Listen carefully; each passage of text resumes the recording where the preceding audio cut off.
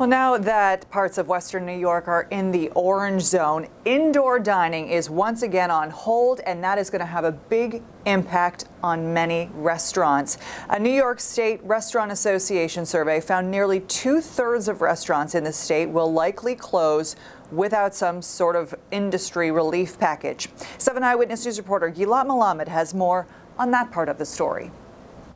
For the first time since June, restaurant dining rooms in parts of Western New York will be closed. It's disturbing because we're just starting to get our feet under us, starting to build up a little bit. DeVolio's Kitchen in Williamsville is in the orange zone. That means starting Friday, it can only do takeout.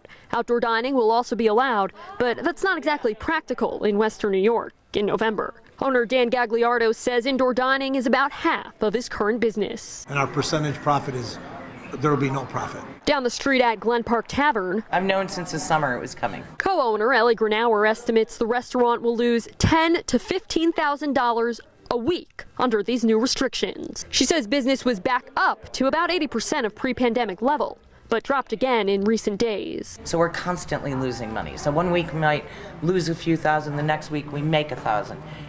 And that's with indoor dining. You go to curbside only, and that model, I was barely breaking even, so it's gonna be hard to sustain. The New York State Restaurant Association does not track how many restaurants have closed since the start of the pandemic, but as of September, the National Restaurant Association estimates 1 in 6 restaurants in the U.S. closed permanently or long term. We need the PPP money now. There's no doubt about it. And if we don't get it, we're going to have some very difficult time. Grenauer says nearly all the PPP money went to paying her employees, and she now has to pay them without any assistance. We're going to try and spread it out so everyone, can keep their job and be making some money, but I don't need as much staff for takeout only. One small bright spot, both restaurant owners say they're now masters at takeout after relying on it for months. We're going to bring the food to the people. Restaurants in the yellow zone are allowed to do indoor dining with a maximum of 4 people to a table. In Williamsville, Gilad Malamed, 7 Eyewitness News.